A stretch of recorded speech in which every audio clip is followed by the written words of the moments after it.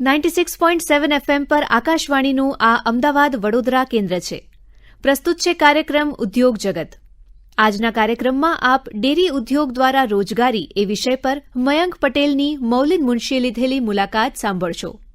ઉદ્યોગ જગત કાર્યક્રમ સાંભળતા સૌ શ્રોતા મિત્રોને મૌલિન મુનશીનો નમસ્કાર.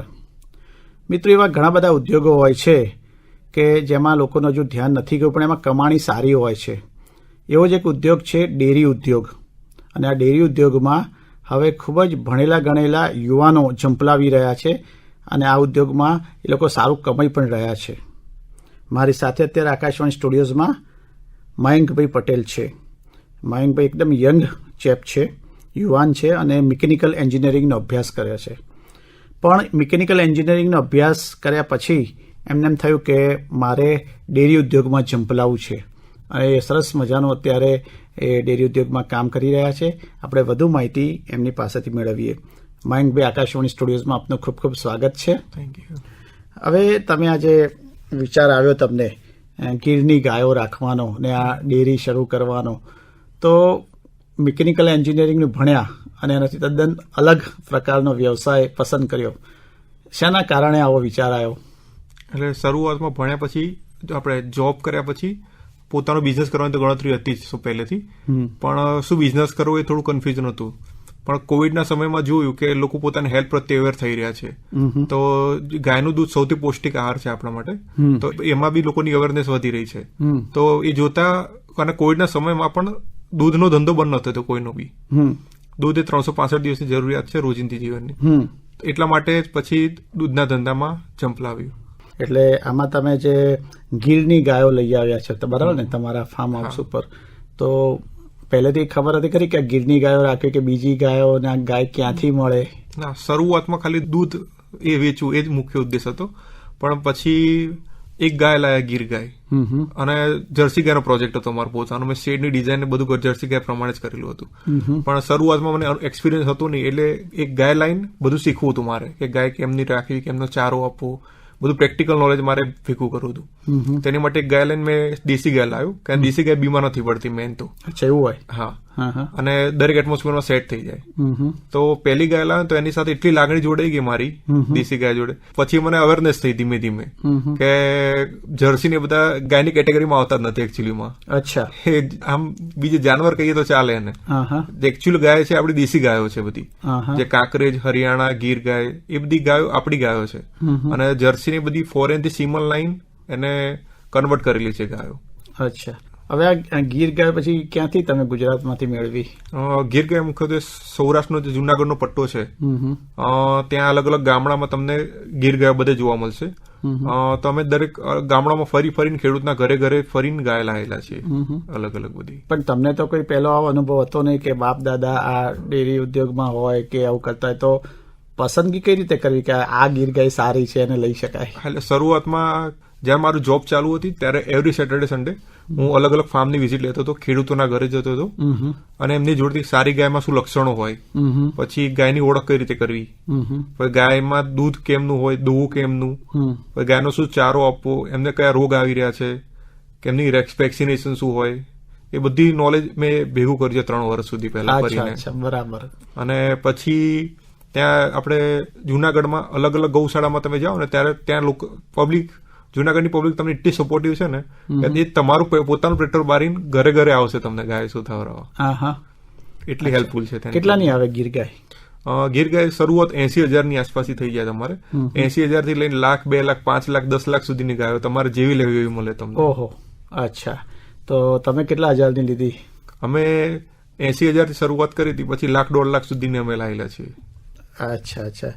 હવે આ જે તમે ગીરની ગાયો લઈ આવ્યા અને તમે 3 વર્ષ પહેલા અનુભવ પણ લીધેલો, કેવું અત્યારે તમારો આ ઉદ્યોગ ચાલે છે? અત્યારે ખરેખર મને પૂરેપૂરો સંતોષ છે કે જીવનમાં કંઈક કરી રહ્યા છે, સારું કરી રહ્યા છે સમાજ માટે, સોસાયટી માટે. તમે અત્યારે શું વેચો છો? અત્યારે અમારું મુખ્ય પ્રોડક્ટ દૂધ છે. દૂધની સાથે અમે ઘી અને માખણ આપી રહ્યા છીએ. અચ્છા.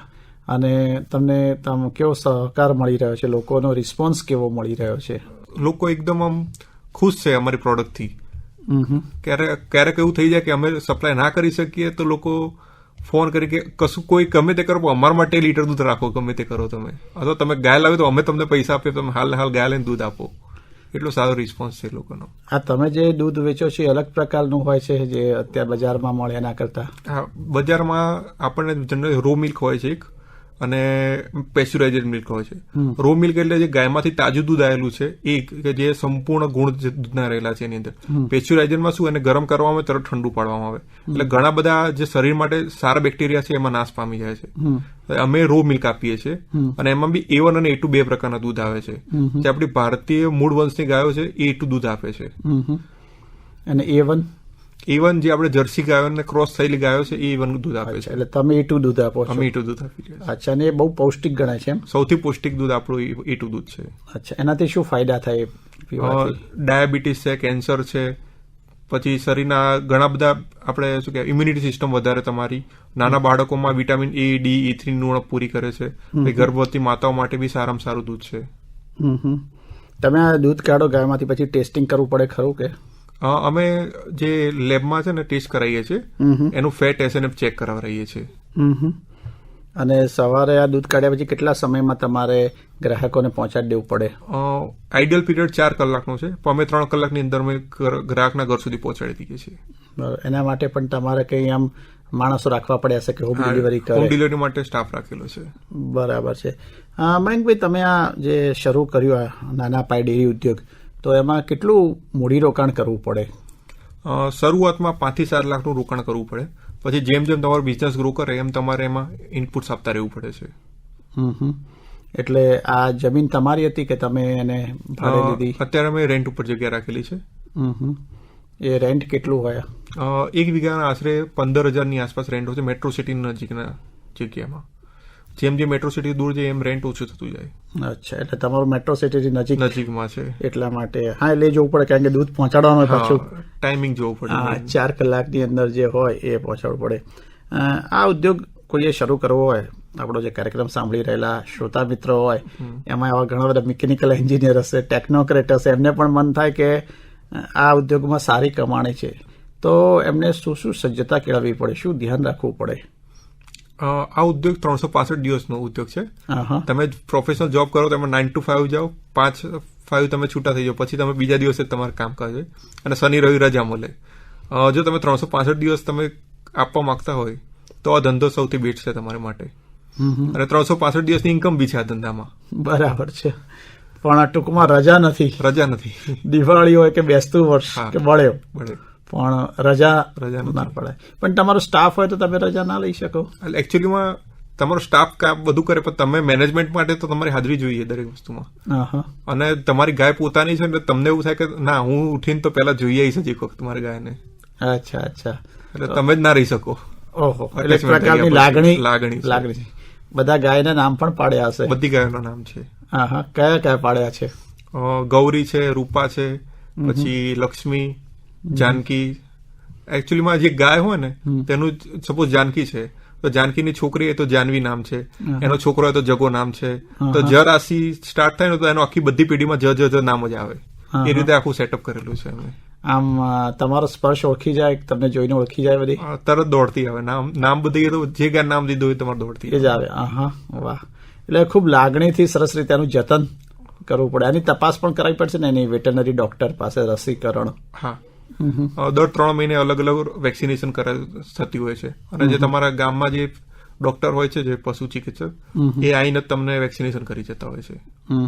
અચ્છા. અને તમે જે આની અંદર કેટલા લોકોને રોજગારી આપો છો? અત્યારે અમારે ટોટલ 10 લોકોને રોજગારી આપી રહ્યા છે. 10 લોકોને. ભવિષ્યમાં એ સંખ્યા વધતી પણ જશે? ધીમે ધીમે વધતી જશે. એટલે એક તો થોડુંક લગભગ 7 લાખનું મૂડીરોકાણ તમારે કરવું પડે, અને જમીન ભાડે લેવી પડે. બરાબર. પોતાની હોય તો વેલ એન્ડ ગુડ, ના હોય તો તમારે લાંબી લીઝ ઉપર ભાડે લેવી પડે. બરાબર. અને ત્યાં જે માણસો તમે રાખો તો એને પણ તમારે તાલીમ આપવી પડતી હશે ને? એકચ્યુઅલીમાં રબારી સમાજ જ બધું સંભાળતો હોય છે, અને એ લોકોના તો લોહીમાં હોય છે. એ લોકો તમને તાલીમ આપશે. અચ્છા. તમે એમાંથી પણ થોડુંક શીખ્યા હશો? એમનામાંથી ઘણું શીખવાનું છે. પણ મેનેજમેન્ટ એ તમે એજ્યુકેટેડ થયા છો તો એને મેનેજમેન્ટ કેમનું કરવું એ તમારા હાથમાં છે. કારણ કે ગાય તો બધા રાખે, નાના ખેડૂતો રાખે છે એમના ઘરમાં, અને ગામમાં બધા રાખે છે ગાયો. દરેકના ઘરમાં ગાયો હશે કે બધી જગ્યાએ તમને ગાય જોવા મળશે, પણ એનું મેનેજમેન્ટ કેમનું કરવું, એમની કાળજી કેવી રીતે રાખવી, અને એમાંથી બધા કરતા અલગ તરીને ઉપર કેમનું આવવું, એ મોટી વસ્તુ છે બિઝનેસમાં સૌથી મોટી. શેડ ને બધું પણ તમારે બનાવવું પડ્યું હશે ને? શેડ ને બધું સાયન્ટિફિકલી ડિઝાઇન છે બધું. અચ્છા. એટલે તમે મને લાગે છે મિકેનિકલ એન્જિનિયર છે, આ બધી બાબતો તમને ઉપયોગી ઘણી મદદ હશે કે શેડ કેવો રાખવો, ગરમીમાં રક્ષણ કઈ રીતે કરવું, ઠંડીથી કઈ રીતે, વચ્ચે વરસાદ હોય તો શું ધ્યાન રાખવું, કે બધી રીતે સાફ સફાઈ પણ બહુ જ અગત્યનો ભાગ ભજવે છે ને? બહુ જ.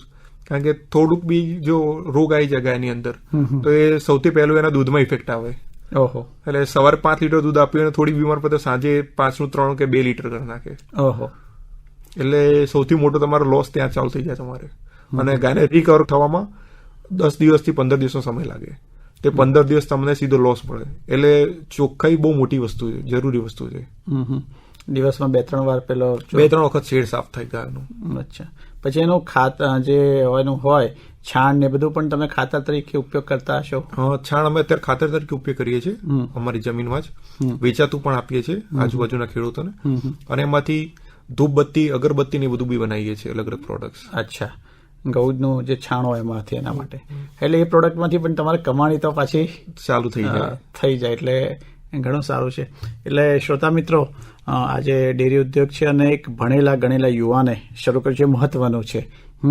અને મયંકભાઈ આટલું સરસ મિકેનિકલ એન્જિનિયરિંગનું ભણ્યા, પણ એ ભણવા સિવાય એમને આમાં રસ પડ્યો અને અત્યારે એમાંથી એ સારી કમાણી પણ કરી રહ્યા છે. ધીરે ધીરે ગીર ગાયોની સંખ્યા પણ વધારી રહ્યા છે. આમાં તમને સપોર્ટ તમારા આખા ફેમિલીનો છે? ફૂલ ફેમિલીનો સપોર્ટ છે, ત્યારે સક્સેસ થવાય છે. અચ્છા. તમારા વાઇફ ને બધા જ આની અંદર? વાઇફ ને બધા ઇન્ક્લુડ છે. મારા ફાધર, મારા મધર, વાઇફ ને બધા. હા. એ લોકો ત્યાં શેડ ઉપર રહે કે ઘરેથી આવ જા કરે? એ લોકો ઘરેથી અવર જવર કરે છે. અચ્છા. ભવિષ્યમાં શું તમારો વિચાર છે? ભવિષ્યમાં આ પ્રોજેક્ટને હજી મોટો કરવાની ગણતરી છે, અને આની સાથે અલગ અલગ જે ઓર્ગેનિક શાકભાજી છે, ઓર્ગેનિક પેદાશો છે, કઠોળ છે, અનાજ, એ બધું અમે ઇન્ક્લુડ કરીશું ધીમે ધીમે. વાહ. તો મયંકભાઈ, આજે આપ સમય કાઢીને આકાશવાણી સ્ટુડિયોઝમાં આવ્યા અને અમારા શ્રોતા મિત્રોને આ ગીર ગાય આધારિત જે તમે ડેરી શરૂ કરી છે, નાના પાયે એક નાનકડો ઉદ્યોગ શરૂ કર્યો છે, રોજગારી પણ પૂરી પાડી રહ્યા છે, અને એની બધી માહિતી આપી તે માટે આકાશવાણી વતી આપનો ખૂબ ખૂબ આભાર. આપ હમણાં જ સાંભળી રહ્યા હતા કાર્યક્રમ ઉદ્યોગ જગત. આજના કાર્યક્રમમાં આપે ડેરી ઉદ્યોગ દ્વારા રોજગારી એ વિષય પર મયંક પટેલની મૌલિન મુનશીએ લીધેલી મુલાકાત સાંભળી. કાર્યક્રમનું પ્રસારણ 96.7 FM આકાશવાણી અમદાવાદ વડોદરા પરથી કરવામાં આવ્યું.